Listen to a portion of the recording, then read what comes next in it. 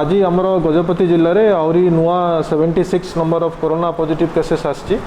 तन्मध्यरु 68 number of cases आमर TMC मानकरू आसी एवं 8टा कंटेनमेंट जोन रु आसी आउ समस्त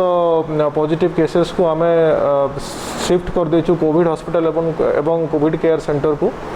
आउ जेहेतु आम जिले में संख्या बढ़ी बढ़ी चली मु समस्त को अनुरोध करी कि आमर जो सोशल डिस्टेंसिंग नॉर्म्स रोचे ताकू पालन करूँ आउ हैंड हाइजीन एवं अन्य जिनस उपर ध्यान दिंतु